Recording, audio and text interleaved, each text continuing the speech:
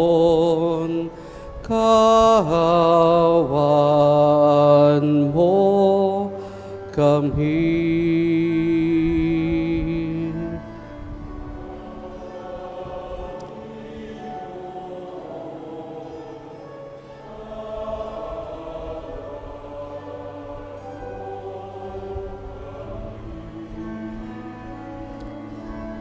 Kristo, kaawaan mo kami.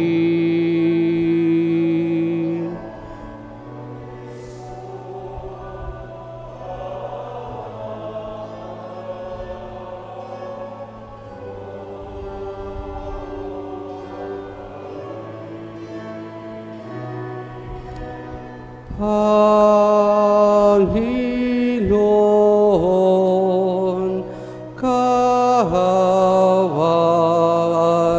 mo kami.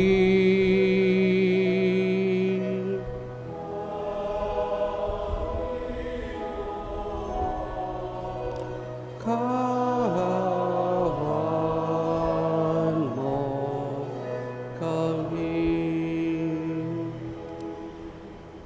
Luwalhati sa Diyos sa kahitaasan.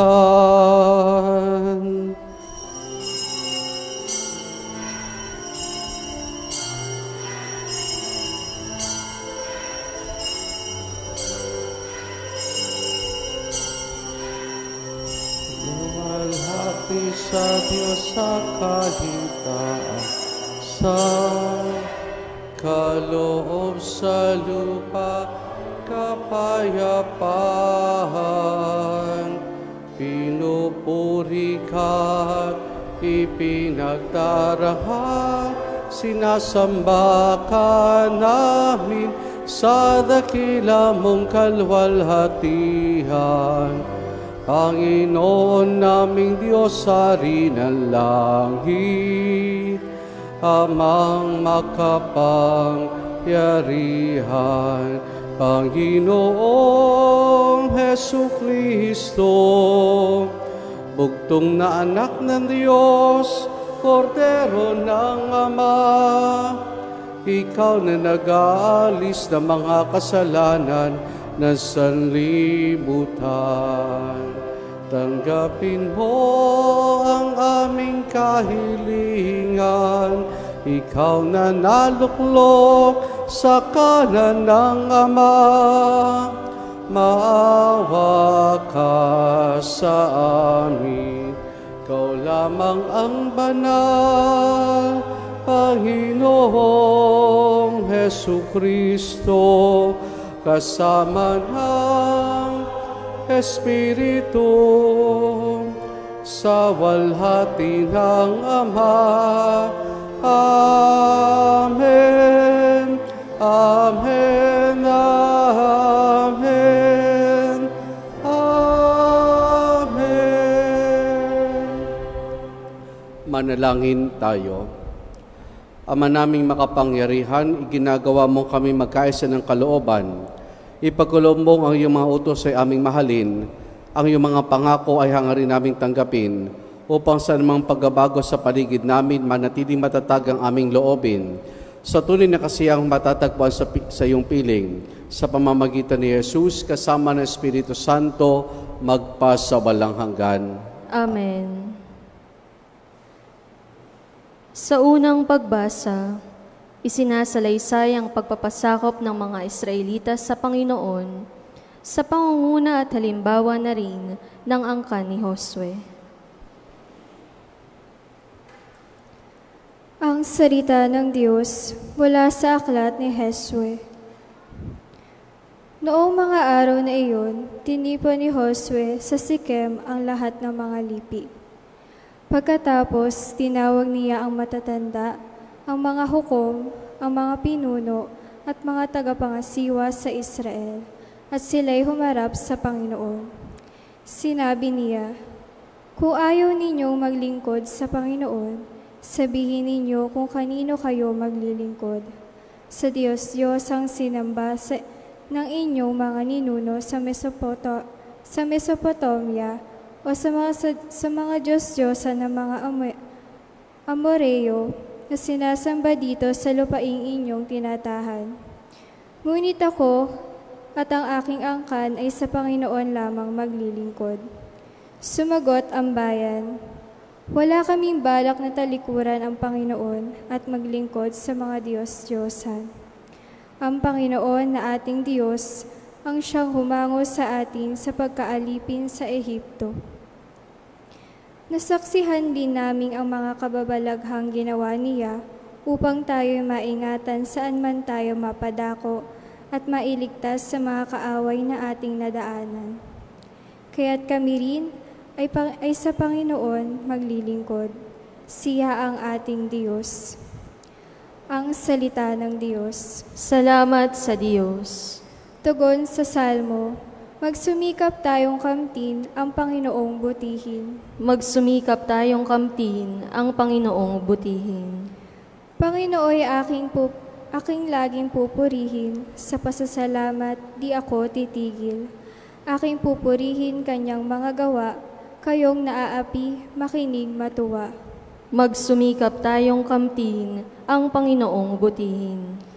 Kinukupkop ng Diyos sa mga matuwid, at ang taghoy nila'y kanyang dinirinig. Nililipol niya yaong masasama hanggang sa mapawi sa isip ng madla. Magsumikap tayong kamtin ang Panginoong butihin. Agad dinirinig daing ng matuwid, inililigtas sila sa mga panganib. Tumutulong siya sa nasisiphayo, ang walang pag-asa'y hindi binibigo. Magsumikap tayong kamtin ang Panginoong butihin. Ang taong matuwid, masuliranin man, sa tulong ng poon agad maiibsan. Kukupkupin siya ng lubos-lubusan, kahit isang butoy hindi magagalaw. Magsumikap tayong kamtin ang Panginoong butihin. Ngunit ang masama ay kasamaan din, sa taglay na buhay ang siyang kikitil. Mga lingkod niya ay kanyang ililigtas, sa napakukupkop siyang mag-iingat. Magsumikap tayong kamtin ang Panginoong butihin. Sa ikalawang pagbasa, itinuturo ni Apostol San Pablo ang tamang ugnayan ng mag-asawa na sumasalamin sa ugnayan ni Kristo at ng simbahan.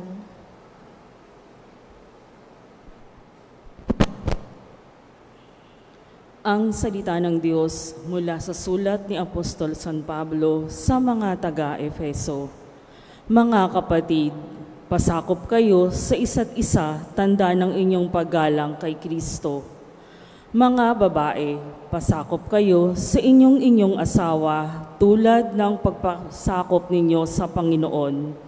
Sapagkat ang lalaki ang ulo ng kanyang asawa, tulad ni Kristo na siyang ulo ng simbahan, na kanyang katawan at siyang tagapagligtas nito. Kung paanong nasasakop ni Kristo ang simbahan, gayon din naman ang mga babae dapat pasakop ng lubusan sa kani-kanilang asawa. Mga lalaki, ibigin ninyo ang inyong asawa gaya ng pag-ibig ni Kristo sa simbahan. Inihandog niya ang kanyang buhay para rito, upang ang simbahay italaga ng Diyos matapos linisin sa pamamagitan ng tubig at ng salita. Ginawa niya ito upang maiharap sa kanyang sarili ang simbahan, marilag, banal, walang batik at walang anumang dungis o kulubot. Dapat mahalin ng mga lalaki ang kani-kanilang asawa tulad ng sarili nilang katawan. Ang lalaking nagmamahal sa kanyang asawa ay nagmamahal sa kanyang sarili. Walang taong namumuhi sa sarili niyang katawan, bagkus ito'y pinakakain at inaalagaan, gaya ng ginagawa ni Kristo sa simbahan. Tayo'y mga bahagi ng ganyang katawan. Dahil dito, iiwan ng lalaki ang kanyang ama't ina at magsasama sila ng kanyang asawa, at sila'y magiging isa. Isang dakilang katotohanan ang inihahayag nito, ang kaugnayan ni Kristo sa simbahan ang tinutukoy ko. Ang salita ng Diyos. Salamat sa Diyos. Sa mabuting balita, bagamat maraming alagad ang tumalikod kay Jesus dahil sa hindi makatanggap sa kanyang mga turo, pinili ng 12 ang manatili sa kanya, yamang nasa kanya ang mga salitang nagbibigay buhay.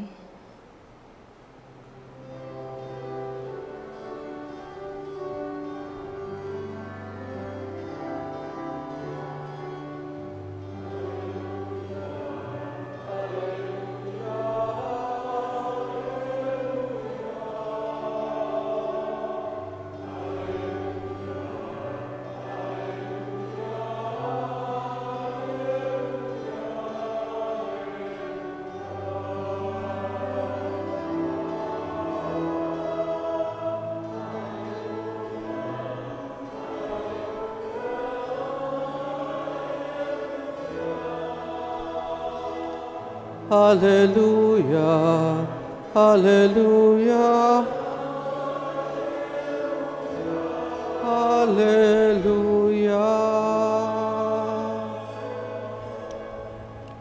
Sumainyo ang Panginoon. At sumayo rin. Ang mabuting balita ng Panginoon ayon kay San Juan. Papuri sa iyo, Panginoon. Noong panahong iyon, marami sa mga alagad ni Jesus ang nagsabi, "Mabigat na pananalita ito, sino makatatanggap nito?" Alam ni Jesus na nagbubulong-bulungan ang kanyang mga alagad tungkol dito, kahit sinabi niya, "Dahil barito'y tatalikuran ninyo ako, gaano pa kaya kung makita ninyong umakyat ang anak ng tao sa dati niyang kinaroroonan? Ang Espiritu nagbibigay buhay, hindi ito magagawa ng laman. Ang mga salitang sinabi ko sa inyo ay Espiritu at buhay, ngunit may ilan sa inyong hindi nananalig sa akin." Sapagkat talastas ni Jesus buhat pa noong una, kung sino-sino ang hindi manananalig sa Kanya at kung sino ang magkakanulo sa Kanya.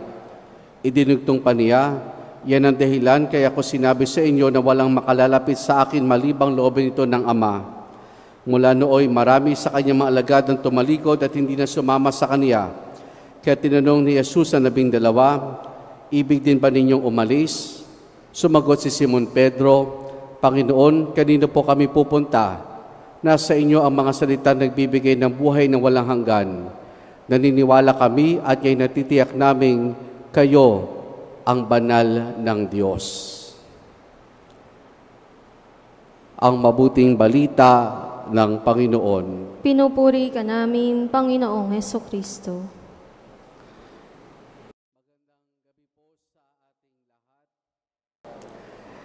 Tayo po ay nasa huling bahagi na ng ika-6 na kabanata ng Ebanghelyo ayon kay San Mateo.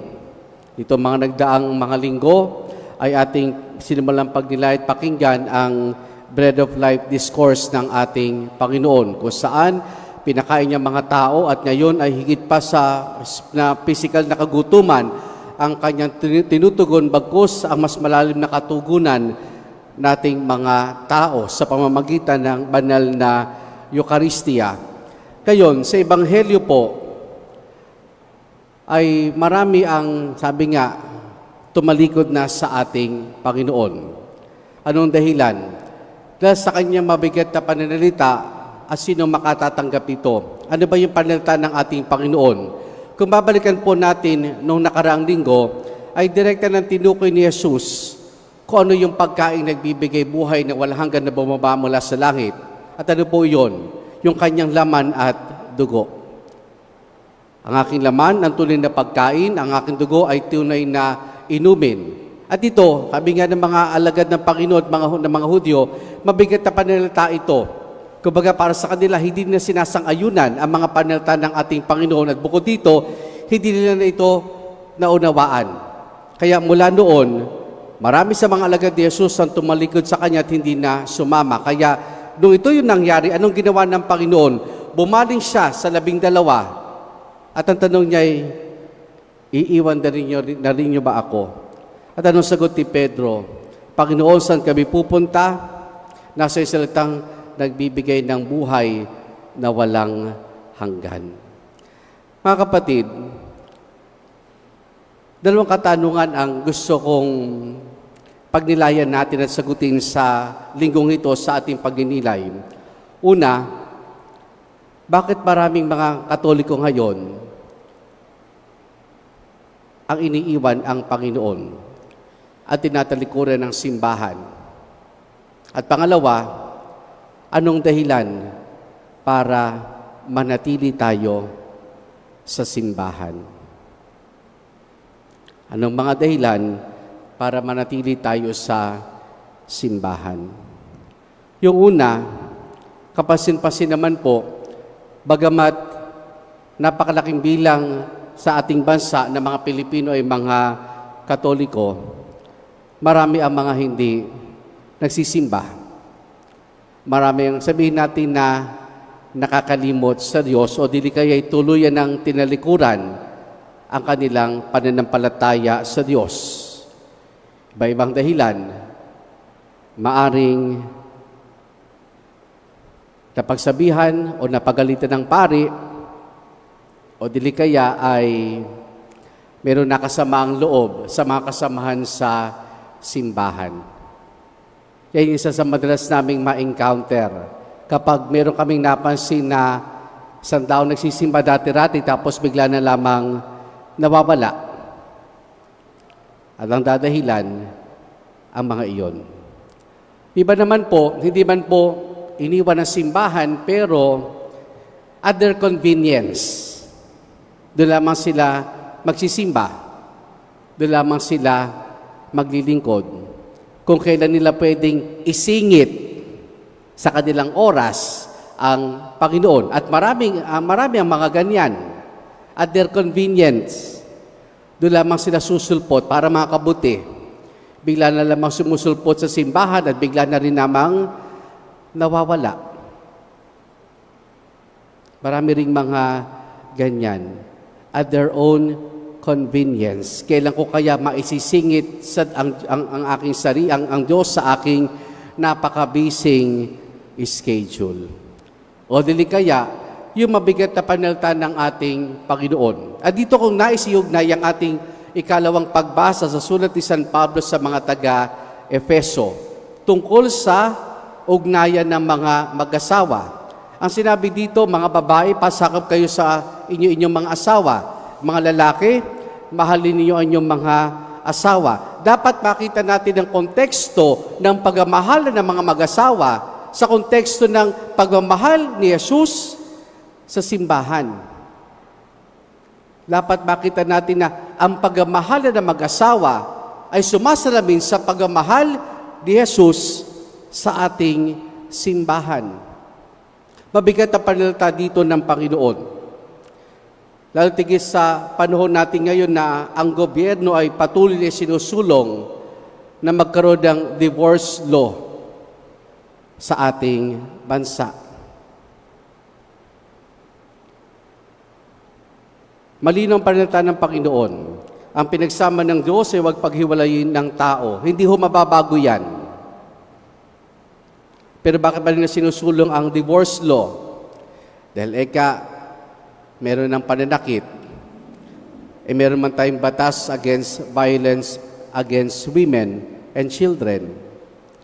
Hindi mababago ang salita ng Diyos na pinapayag ng simbahan. Bakit hindi subukan na yung mga mag-asawa na nagkakaroon ng problema sa ugnayan ang magbago ng kanilang sarili?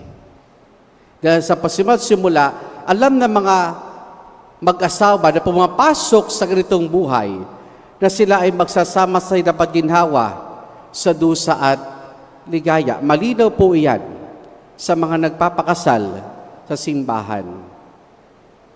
At alam din nila na ang pagsasama nila bilang mag-asawa ay panghabang buhay.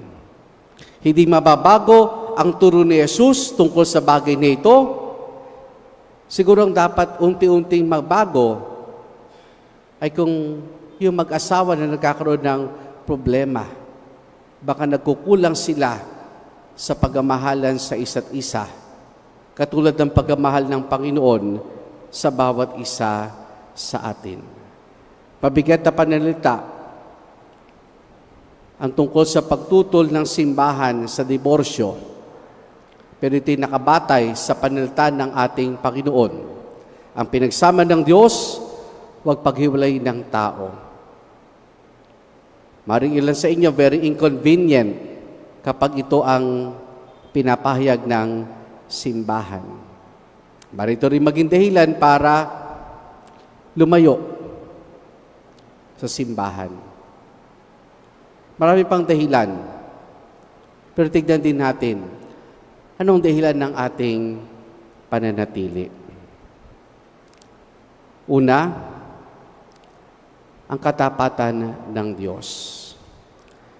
Maganda po yung pinasaad sa ating unang pagbasa mula sa aklat po ni Josue. Ang background po noon, ang mga Israelita po ay nakarating na sa pangakong lupa. Wala na si Moises. Hindi po siya nakapasok sa pangakong lupa. Si Josue na po ang namumuno. Lumipas sa mahabang taon na makapasok sila, pero doon sa pangakong lupa, sa Shechem, sa Canaan, may ibang mga tao doon. At yung mga taong iyon, may kinikilala rin mga Diyos-Diyosa nila. At dahil sila nakikisalamuha, hindi malayo na maengganyo sila sa Diyos-Diyosa nila, sa kanilang tradisyon, sa kanilang kultura. Kaya sa gitna ng ganitong sitwasyon, tinipon ni Josue ang buong Israel at ang tanong nila, kanino kayong Diyos na maglilingkod? Kanino kayong Diyos na maglilingkod? At malinaw ang sagot ng mga Israelita, sa Diyos na si Yahweh na nagpalaya sa amin, kami maglilingkod. Parang pagpapanibago na kanilang tipan sa Diyos. At dito natin tignan, yung ginagawa natin kapag tayo dumadalo sa misa, lalo tigit kapag araw ng linggo, na nagpapanibago tayo, nagtatalaga muli tayo ng ating katapatan sa ating pananampalataya sa ating Panginoon. Kasi Lunes hanggang Sabado nagdaan na, marami nang nangyari. Marami nang nangyari. Maring nakasakit tayo, maring nakalimot tayo sa Diyos, maring merong tayo naloko, maring nagkasala tayo. Marami nangyari nitong nagdaang linggo. At ngayon, bumabalik tayo sa pag ng Panginoon, sa tahanan ng Panginoon, sa tahanan natin, upang magpanibago at magpahayag ng ating katapatan sa Diyos. At tapat ang Diyos na tayo ay kanyang tatanggapin muli. Parang yung Joshua experience natin. Pinapahayag natin muli ng Diyos lamang ang mamahalin at paglilingkuran, at kung sakaling tayo man ay magkulang, maligaw ng landas, alam natin kung anong dapat nating gawin. Bumalik tayo muli sa simbahan. Manatili sa simbahan. Gayun din, tingnan natin yung tugon ng dalawang grupo ng tao sa Ebanghelyo. Pareho nilang napakinggan ang pananalita ng ating Panginoon. Parehong ang pakiwari nila ay mabigat ang pananalita ng Panginoon na hindi kayang tanggapin at unawain. Pero kung titignan natin at i-analyze yung mga sagot nila, yung unang grupo ng tao, mabigat ang pananalita ito. Sino makatatanggap ito? Hindi natin kayang unawain. Yan yung tugon ng isang grupo ng tao. Yung pangalawa, ang sagot ni Pedro, Panginoon, kanino kami pupunta? Alam naming nasa iyo ang salitang nagbibigay buhay. Ngayon, tingnan ho natin, ano yung pagkakaiba ng dalawang tugon? Ano ang pinagkaiba ng dalawang tugon na ito ng mga tao sa pananalita ng ating Panginoon? Yung una, nakatugon sa kanilang sarili. Sinong makatatanggap nito? Mabigat na pananalita ito. hindi natin kayang unawain. Kanino nakatuon? Sa sarili nila. Sa sarili nila. Pero yung tugon ni Pedro, kanino nakatuon? Sa Panginoon. Saan kami pupunta? Alam naming sa iyo, ang salita mo ang nagbibigay buhay na walang hanggan. Yun ang mahalaga sa ating pananatili sa simbahan. Ituon natin muli ang ating mga sarili sa Panginoon na nagmamahal, nagpapatawad, umuunawa, tumatanggap sa bawat isa sa atin. Siyang Diyos, nagkatawang tao, nagbigay ng kanyang sarili, pinakikinggan, tinatanggap natin sa bawat misa, nagkakaloob ng buhay na walang hanggan. Maraming dahilan para tumalikod. Marami ring dahilan para manatili.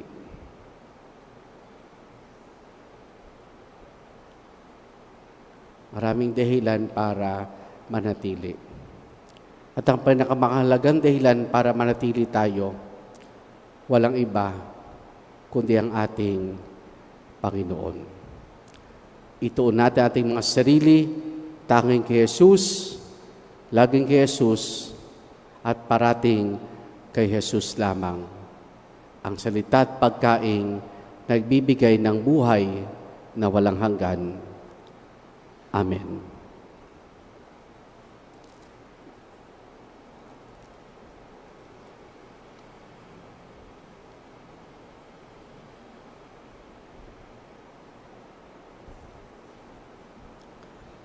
Sumasampalataya ko sa isang Diyos, Amang makapangyarihan sa lahat, na may gawa ng langit at lupa, ng lahat na nakikita at di nakikita. Sumasampalataya ko sa isang Panginoong Hesukristo, bugtong na anak ng Diyos, sumilang sa Ama bago pa nagkapanahon, Diyos buhat sa Diyos, liwanag buhat sa liwanag, Diyos na totoo buhat sa Diyos na totoo, sumilang at hindi ginawa, kaysa ng Ama sa pagka-Diyos at sa pamamagitan niya ay ginawa ang lahat. Dahil sa ating pawang mga tao, dahil sa ating kaligtasan, siya'y nanawag mula sa kalangitan. Nagkatawang tao siya na lang ng Espiritu Santo, kay Mariang Birhen naging tao. Ipinako sa krus dahil sa atin, nagpakasakit sa hatol ni Poncio Pilato, namatay at inilibing. Muli siyang nabuhay sa 3 araw ayon sa banal na kasulatan. Umakyat siya sa kalangitan at lumuklok sa kanan ng Amang may kapal. Paririto siyang muli na may dakilang kapangyarihan upang hukuman ng mga buhay at mga patay. Sumasampalataya ko sa Espiritu Santo, Panginoon at nagbibigay buhay, na nanggagaling sa Ama at sa Anak. Sinasamba siya at pinararangalan kaysa ng Ama at ng Anak. Nagsalita siya sa pamamagitan ng mga propeta. Sumasampalataya ko sa isang banal na simbahang katolika at apostolika, gayon din sa isang binyag sa kapagpapatawad ng mga kasalanan, at hinintay ko muling pagkabuhay ng mga namatay at ang buhay na walang hanggan. Amen. Mga kapatid, ipagkatiwala natin ang ating sarili sa Panginoon sa paglalahad ng ating mga kahilingan at pangailangan ating isamo. Tangi naming Diyos at Panginoon, pakinggan mo kami. Tangi naming Diyos at Panginoon, pakinggan mo kami.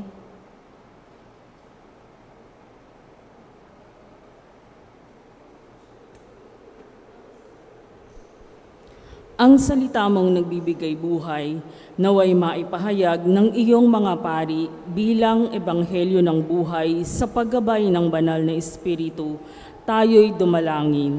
Tangi naming Diyos at Panginoon, pakinggan mo kami. Ang salita mong makapangyarihan, naway magpanumbalik ng kalusugan ng mga nanghihina ang kalooban at nararatay sa karamdaman, tayo'y dumalangin. Tangi naming Diyos at Panginoon, pakinggan mo kami. Ang salita mong humihimok sa pagkakasundo, Naway paghariin ang pagkakaisa at kapayapaan sa sandaigdigan. Tayo'y dumalangin. Tangi naming Diyos at Panginoon, pakinggan mo kami. Ang salita mong nagpapanibago sa buhay ng tao, naway magbunsod sa mga mag-asawa na manatili sa pagmamahalan. Tayo'y dumalangin. Tangi naming Diyos at Panginoon, pakinggan mo kami. Ang salita mong espiritu at buhay, nawa ang mga yumao na nakibahagi sa iyong hapag ay makamit ang buhay na walang hanggan. Tayo'y dumalangin. Tangi naming Diyos at Panginoon, pakinggan mo kami.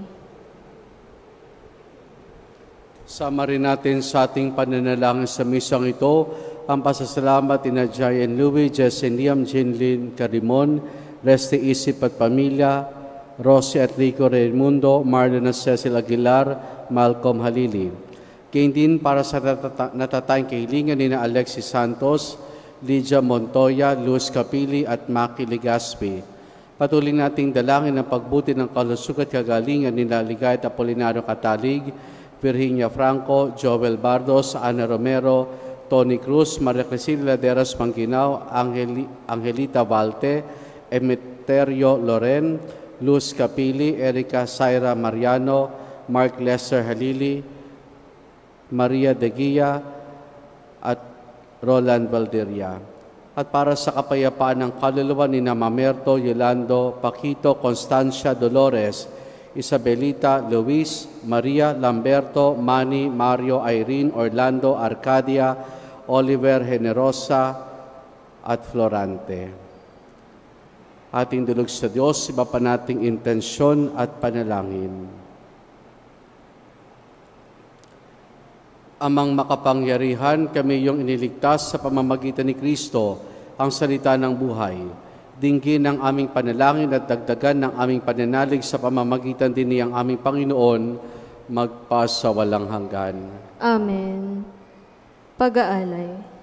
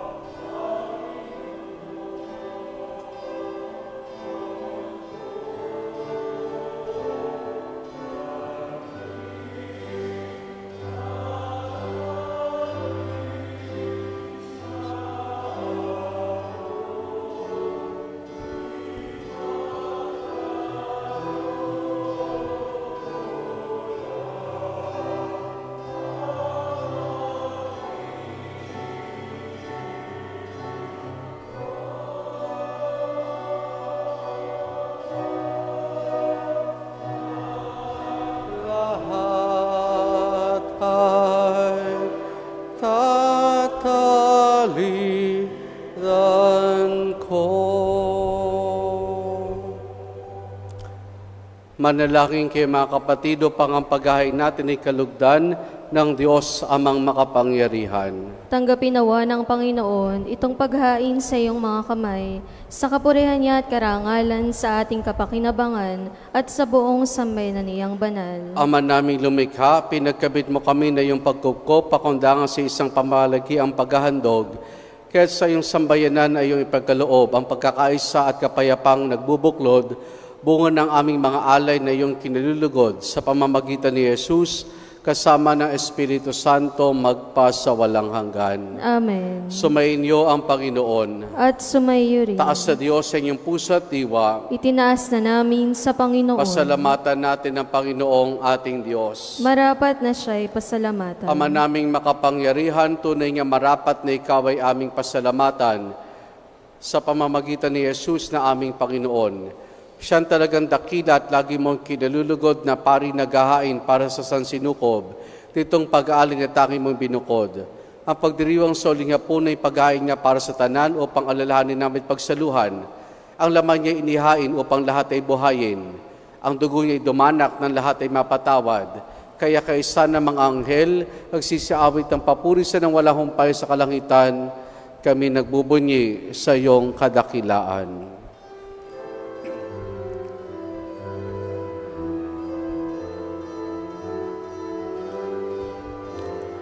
Santo, Santo, Santo, Diyos makapangyarihan, puspos ng walhati ang langit at lupa. Hosana, Hosana sa kaigtasan,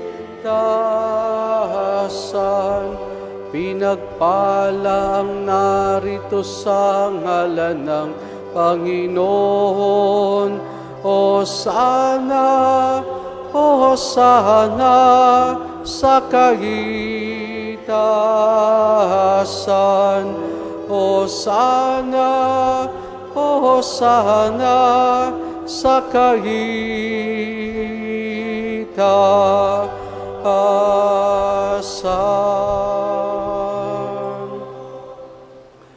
Ama naming banal, ikaw ang bukal ng tanang kabanalan. Kaya't sa pamamagitan ng iyong Espiritu, gawin mong banal ang mga kaloob na ito upang para sa amin, maging katawan at dugo ng aming Panginoong Hesukristo. Bago niya pinagtiis ang kusang loob na maging handog, hinawakan niya ang tinapay. Pinasalamatan kaniya, pinaghati-hati na yon. Iniabot sa kanya mga alagad at sinabi, tanggapin ninyo lahat ito at kanin itong aking katawan na ihahandog para sa inyo.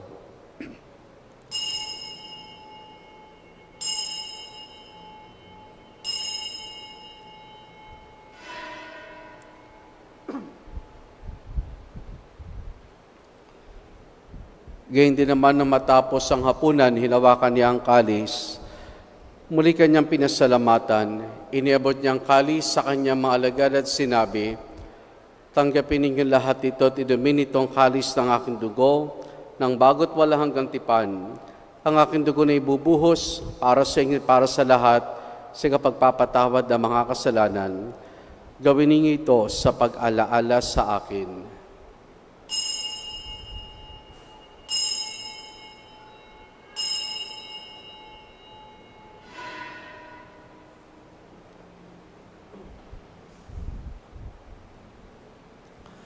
Ang misteryo ng ating pananampalataya. Aming ipinahahaya na namatay ang iyong anak, nabuhay bilang Mesiyas at magbabalik sa wakas, para mahayag sa lahat. Ama, ginagawa namin ngayon ang pag-alaala sa pagkamatay at muling pagkabuhay ng iyong anak, at inialay namin sa iyo ang tinapay na nagbibigay buhay at ang kalis na kakaloob ng kaligtasan. Kami nagpapasalamat dahil kami minarapat at tumayo sa harap mo para maglingkod sa iyo. Isinasamo namin kami magsasalo-salo sa katawan at dugo ni Kristo ay mabuklod sa pagkakaisa sa pamamagitan ng Espiritu Santo. Ama, lingapin mo simbahan laganap sa buong daigdig.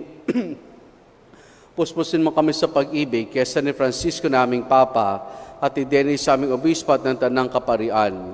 Alalahanin mo rin mga kapatid naming nahimlay na may pag-asang sila muling mabubuhay, gayon din ng lahat ng mga pumanaw at mga kaluluwa sa purgatorio.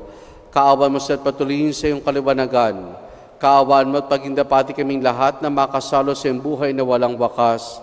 Kaysa ng mahal na Birheng Maria, Ina ng Diyos, ang kanyang kabiyak ng puso si San Jose, kaysa ng mga apostol ni San Juan Bautista at ang lahat ng mga banal na namuhay dito sa daigdig ng kalugod-lugod sa iyo, may pagdiwang nawa namin ang pagpupuri sa kararangal mo sa pamamagitan ng iyong anak na aming Panginoong Heso Kristo. Sa pamamagitan ni Kristo, kasama niya at sa Kanya, ang lahat ng parangal papuri sa iyo. Diyos Amang makapangyarihan, kasama ng Espiritu Santo, magpa sa walang hanggan. Amen. Amen.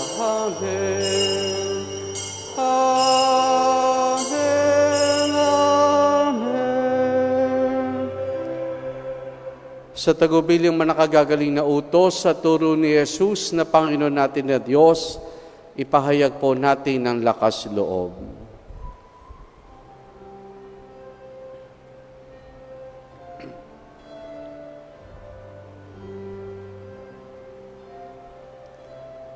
Ama namin, sumasalangit ka.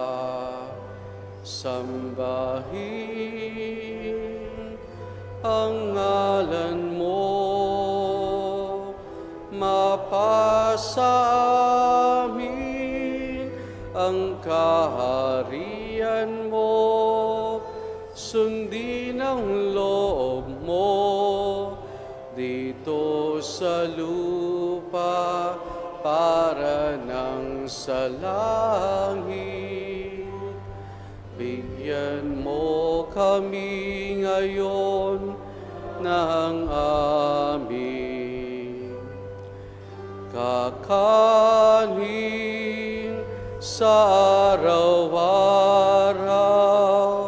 at patawarin mo kami sa aming sala para ng pagpapatawad namin sa nagkakasala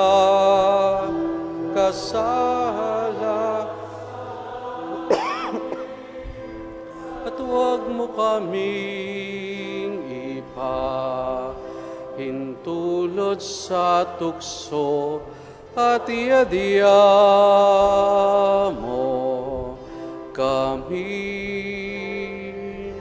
sa lahat ng masama.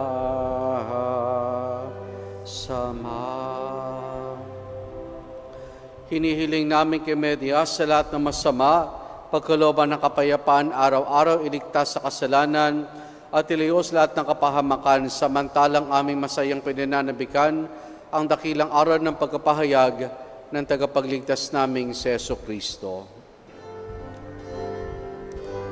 Sapagkat iyo ang kaharian at ang kapangyarihan at ang kapurihan magpakailanman. Amen.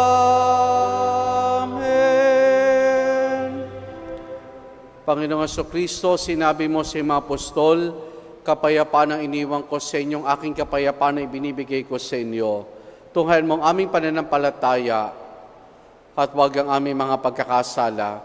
Pagkalooban mo kami ng kapayapaan at pagkakaisa ayon sa iyong kalooban, kasama ng Espiritu Santo magpasawalang hanggan. Amen. Ang kapayapaan ng Panginoon ay lagi nawang sumainyo. At sumaiyo rin. Mga kapatid, maghangad at magbahagi tayo ng kapayapaan ni Jesus sa isa't isa.